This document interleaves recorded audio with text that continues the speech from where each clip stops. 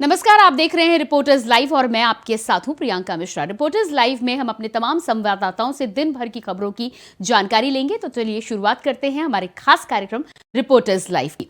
सबसे पहले बात करेंगे पूर्व प्रधानमंत्री अटल बिहारी वाजपेयी की। आज 5वीं पुण्यतिथि है। पुण्यतिथि पर सभी ने उन्हें नमन किया। ज्यादा जानकारी दे रहे हैं हमारे सहयोगी अमन त्रिपाठी।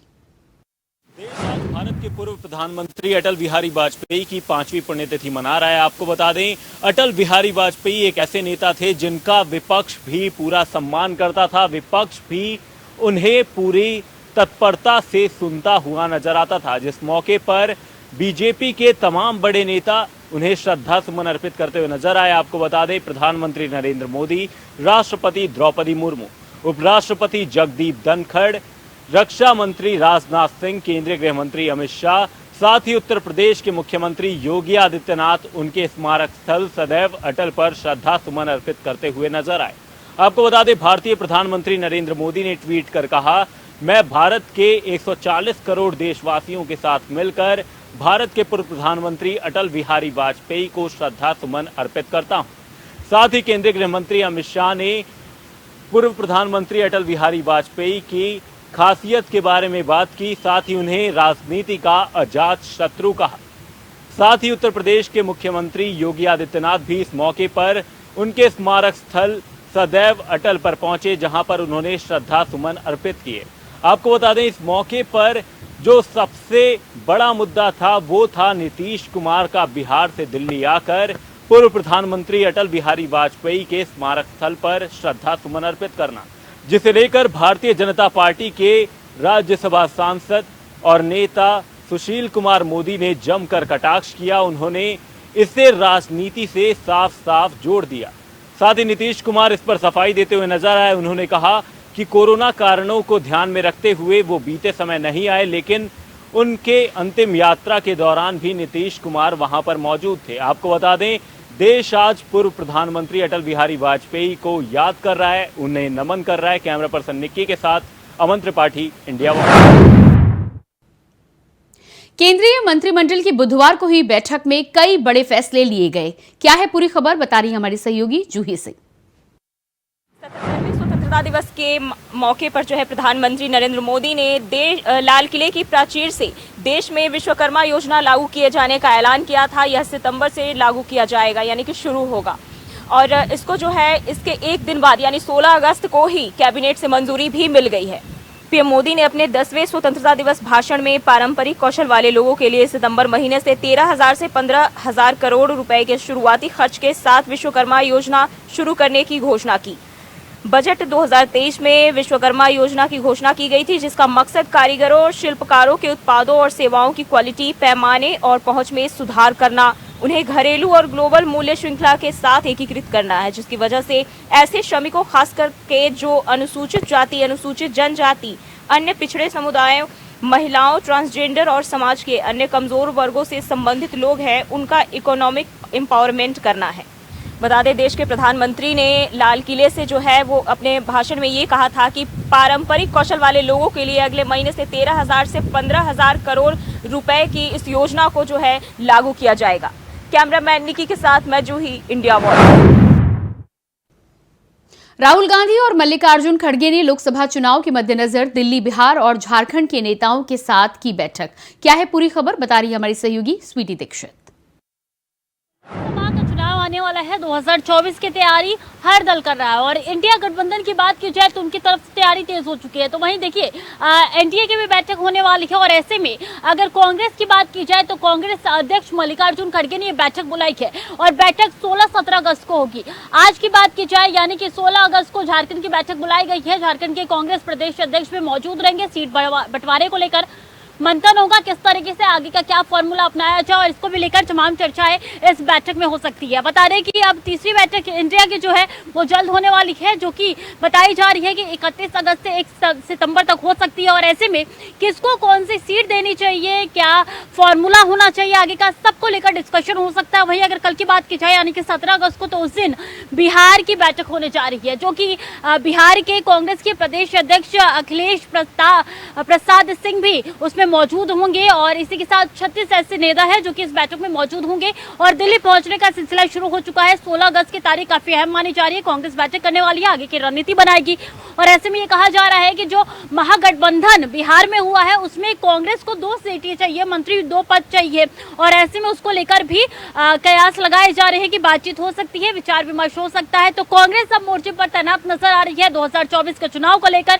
कांग्रेस अब फ्रंट फुट पे खेलने लगी है क्योंकि जो अगली बैठक होने वाली है इंडिया को लेकर उसमें भी सीट बंटवारे को लेकर पीएम का चेहरा कौन होगा मंथन हो सकता है और इसलिए ये बैठक 2 दिन की काफी अहम मानी जा रही है। कैमरा पर्सन निकी के साथ स्वीटी दीक्षित, इंडिया वॉइस। शरद पवार और महाराष्ट्र के उप मुख्यमंत्री अजीत पवार के बीच हुई सीक्रेट मीटिंग के बाद महाराष्ट्र की राजनीति में हलचल तेज हो गई है। पूरी खबर बता रही हैं हमारी सहयोगी स्वीटी दीक्षित। महाराष्ट्र के गलियारों में कब क्या हो जाए किसी को नहीं पता होता। हमने देखा था वो दिन जब अजीत पवार से गठबंधन तोड़कर शरद पवार जो है किस तरीके से आ गए थे सामने और उन्होंने एनडीए का हाथ थाम लिया था और जो गठबंधन चल रही है उसमें उनको डिप्टी सीएम का पद भी मिल चुका था। और ऐसे में देखिए बीते दिन जो बैठक हुई थी उस बैठक को लेकर शरद पवार और अजीत पवार के बीच में बैठक हुई थी जिसमें अभी कयास लगाए जा रहे हैं कि अजीत पवार को कहा गया है कि हम आपको मुख्यमंत्री का पद सौंप देंगे, शर्त एक ही है कि आपको अपने साथ शरद पवार को लेके आना होगा। और ये सब बातें नेता प्रतिपक्ष विजय ने कही है, उनका ये बयान निकल के सामने आया था क्योंकि बीते दिन चाचा भतीजे की मीटिंग हुई थी और ऐसे में ये बयान निकल के उनका सामने आया है कि अब अंदर खेमे में कुछ और गुटबाजी चल रही है, कुछ और अगले दिनों देखने को मिल सकता है। लगातार कयास से लगाए जा रहे हैं क्योंकि बैठक देखिए 2 अलग अलग दलों की होनी थी और ऐसे में अगर शरद पवार की बात की जाए तो उन्होंने कहा है कि ये मेरे परिवार का मसला है, मैं कभी भी अपने भतीजे से मिल सकता हूं, इसमें दूसरे को परेशानी नहीं होनी चाहिए। कयास लगातार लगाए जा रहे हैं कि क्या केंद्रीय मंत्री पद मिल सकता है शरद पवार को, क्योंकि अब शरद पवार ने साफ कह दिया है कि मैं किसी भी कीमत पे बीजेपी के साथ हाथ नहीं मिलाऊंगा। लेकिन ये बैठकों का दौर जो लगातार जारी है कई प्रश्न चिन्ह महाराष्ट्र की सियासत पे खड़े करेगा। अब देखना होगा आने वाले दिनों में क्या कुछ चेंज होता है या नहीं होता है। कैमरा पर्सन के साथ स्वीटी दीक्षित, इंडिया वॉइस। हिमाचल प्रदेश में कुदरत कहर बरपा रही है। शिमला से लेकर मंडी तक तबाही का मंजर देखने को मिल रहा है। पूरी जानकारी दे रही है हमारे सहयोगी जूही सिंह। कुदरत का कहर लगातार जारी है। पिछले कुछ दिनों से हो रही लगातार बारिश के चलते जो है लैंडस्लाइड थमने का नाम नहीं ले रही है और रविवार से जो लैंडस्लाइड हो रही है वो उसमें कई इमारतें अब तक जो है ज़मींदोज़ हो गए हैं। अब तक जो है 48 से 60 लोगों की मौत होने की जो है खबर सामने आ रही है। वहीं इसको लेकर जो है स्कूल और कॉलेजों में जो बच्चों को छुट्टी घोषित कर दिए गए हैं। 16 अगस्त को भी जो यह आपदा में राज्य में अब तक 10,000 करोड़ रुपए के नुकसान की आशंका भी जताई जा रही है। शिमला के कृष्णानगर इलाके में खतरनाक लैंडस्लाइड हुआ जहां एक पेड़ एक इमारत पर गिर गया, इसके बाद इमारत ढह गई। जिस तरीके से ये लैंडस्लाइड हुआ उससे देखकर वहां चीख पुकार मच गई, लोग इधर उधर भागने लगे और उसके बाद से लगातार हादसों का सिलसिला जारी है। लैंडस्लाइड की वजह से कई घर जो है यहाँ ज़मींदोज़ हो गए, लैंडस्लाइड की चपेट में आ गए और इसके बाद से जो है लगातार एक के बाद एक मौत की खबर सामने आ रही है। कैमरामैन निकी के साथ मैं जूही, इंडिया वॉइस। मेवात हिंसा के आरोपी बिट्टू बजरंगी को नूंह की जिला अदालत में पेश किया गया। पेशी के दौरान क्या कुछ हुआ बता रहे हैं हमारे संवाददाता नितिन चौधरी। न्यू में हुई हिंसा के मास्टरमाइंड बिट्टू बजरंगी को आज फरीदाबाद पुलिस ने उनके आवास से गिरफ्तार कर लिया है। बता दें कि न्यू में जो हिंसा हुई थी उसमें भड़काऊ भाषण को देते हुए बिट्टू बजरंगी ने ये जो भाषण दिया था उससे हिंसा जो हुई थी तो उसमें आज उन्हें गिरफ्तार कर लिया गया है। न्यू हिंसा के आरोपी बिट्टू बजरंगी को पुलिस ने उनके फरीदाबाद स्थित घर से ही गिरफ्तार कर लिया है। पुलिस ने हिंसा मामले की जाँच के बाद बिट्टू बजरंगी की गिरफ्तारी की है। हरियाणा के न्यू में से शुरू हुई थी हिंसा जिसने गुरुग्राम और आसपास के जिले को भी अपनी चपेट में ले लिया था। उसी हिंसा के मुख्य आरोपी बिट्टू बजरंगी ही थे। बता दें कि ब्रजमंडल शोभा यात्रा से पहले बिट्टू बजरंगी ने ही सोशल मीडिया पर कई भड़काऊ पोस्ट किए थे। बिट्टू बजरंगी को लेकर सबसे पहले आज खुलासा किया था। न्यू हिंसा मामले में बजरंग दल के बिट्टू बजरंगी को सीआईए तावुड ने गिरफ्तार किया है। नूह के थाना सदर में विभिन्न धाराओं के तहत बिट्टू बजरंगी पर मामला दर्ज किया गया था। एसीपी उषा कुर्डू की शिकायत पर बिट्टू बजरंगी के खिलाफ मामला दर्ज किया गया था। बता देते चलें कि न्यू हिंसा मामले में बिट्टू बजरंगी पर यह धाराएं 148, 149, 332, 353, 186, 395, 397, 506, 25, 54 लगाई गई हैं। नूह में सदर थाने के मुकदमा नंबर 413 उसके खिलाफ दर्ज किया गया था। न्यू में हुई हिंसा के बाद मास्टरमाइंड बिट्टू बजरंगी को आज फरीदाबाद पुलिस ने उसके आवास से गिरफ्तार कर लिया है। बता दें कि जिस तरीके से सोशल मीडिया पर उसने अपने वीडियो को वायरल किया था, तो उसके बाद एसीपी जो न्यू के एसीपी हैं उन्होंने उसके शिकायत को लेकर गिरफ्तार किया है। लेकिन बताते चले कि आपको जिस तरीके से बिट्टू बजरंगी को हरियाणा पुलिस ने गिरफ्तार किया है, तो उस पर काफ़ी भी मामले दर्ज किए गए हैं। कैमरामैन निक्की के साथ मैं नितिन चौधरी, इंडिया वॉइस, दिल्ली। मऊ की घोसी विधानसभा सीट के द्वारा दारा सिंह चौहान ने बीजेपी प्रत्याशी के तौर पर अपना नामांकन पत्र दाखिल किया है। पूरी खबर पर जानकारी दे रहे हैं हमारे संवाददाता आशीष कुमार।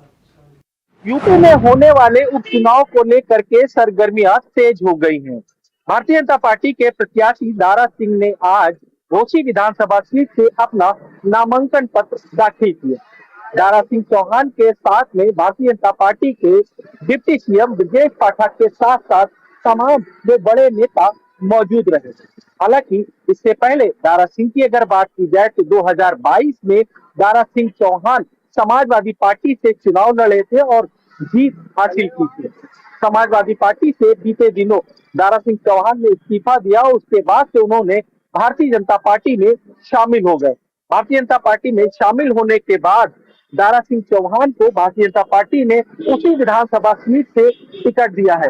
हालांकि समाजवादी पार्टी की अगर बात की जाए तो समाजवादी पार्टी के जो पूर्व विधायक रहे हैं उनको टिकट दिया गया है सुधाकर सिंह को।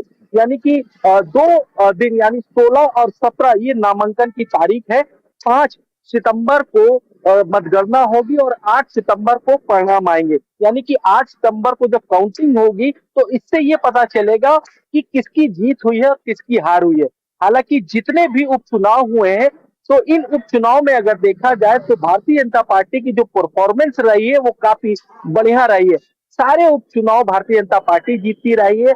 ऐसे में जो लड़ाई है वो समाजवादी पार्टी और भारतीय जनता पार्टी की है।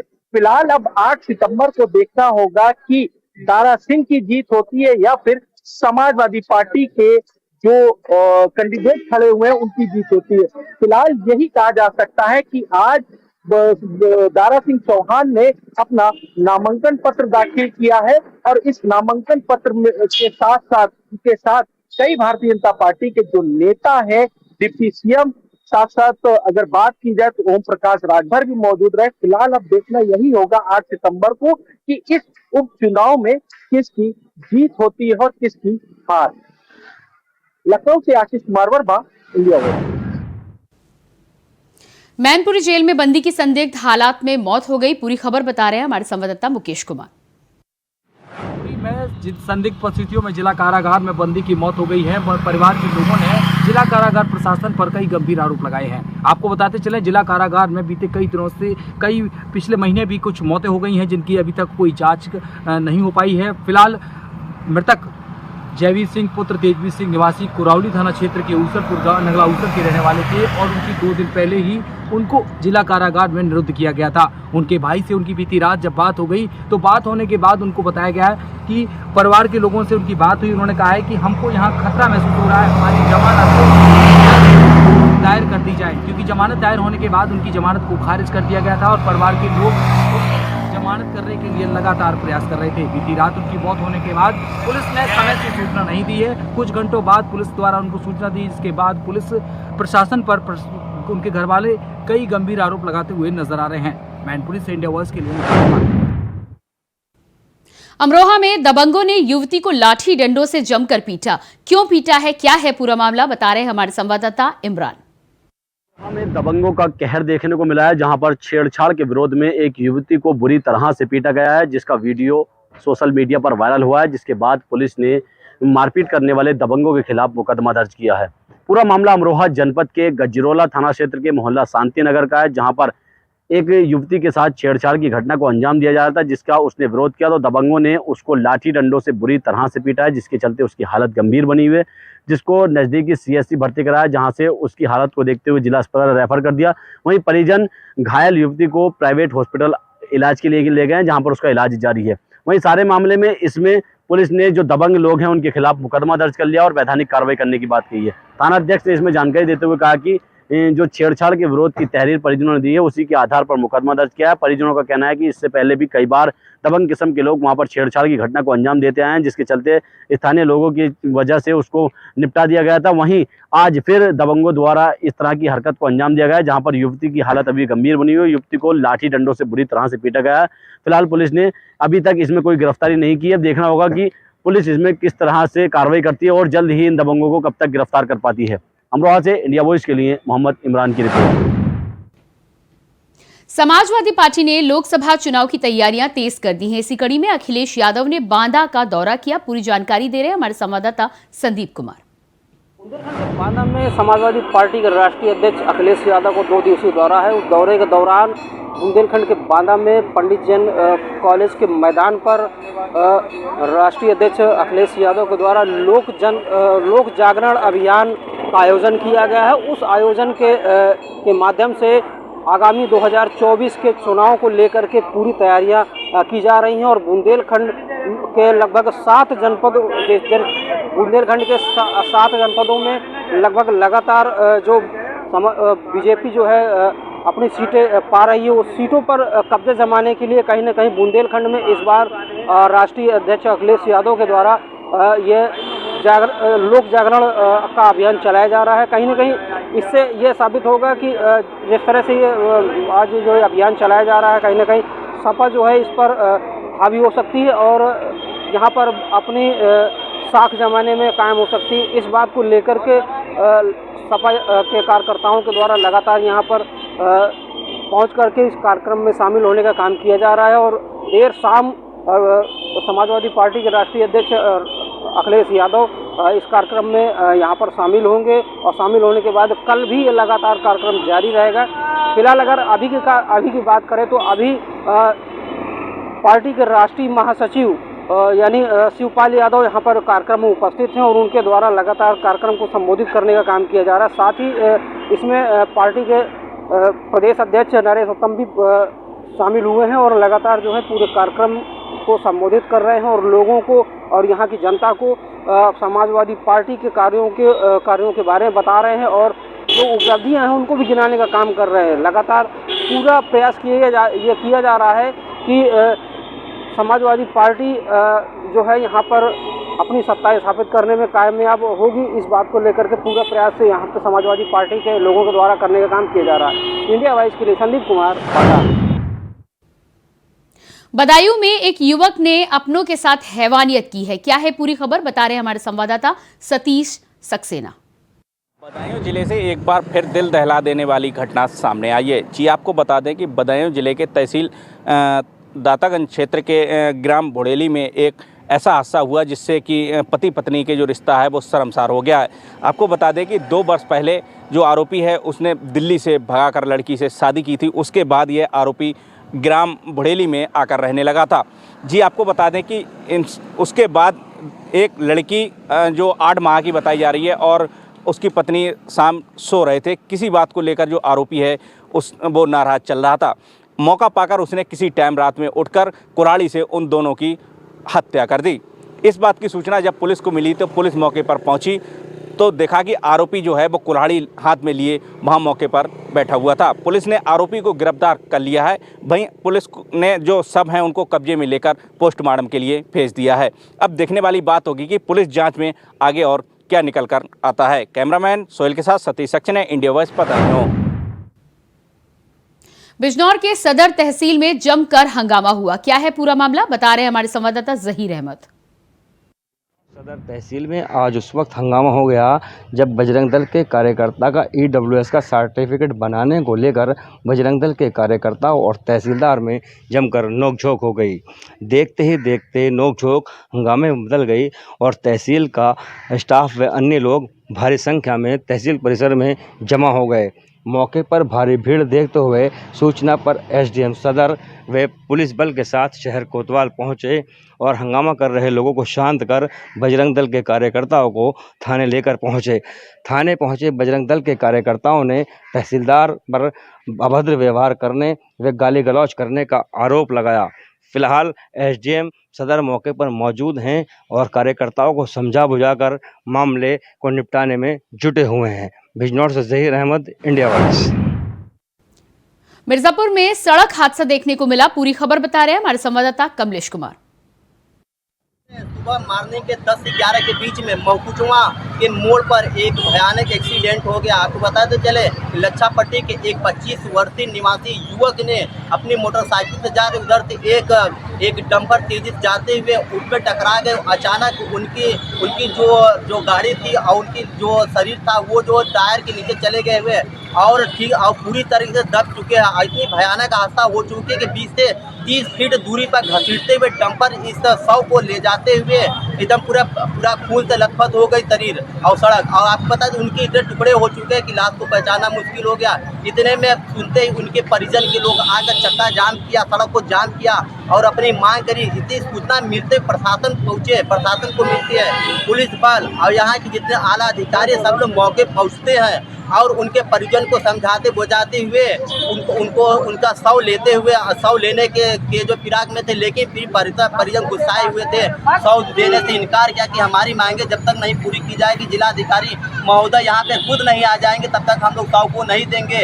इसी पर काफ़ी मशक्कत करते हुए लोगों को समझाते बुझाते बावजूद भी लोग जो है शव को और केरान से निकालते हुए पोस्टमार्टम के लिए भेजा और उन्होंने कहा कि जो उचित कार्रवाई है वो की जाएगी। थे मिर्जापुर से कमलेश कुमार, इंडिया वॉइस के लिए।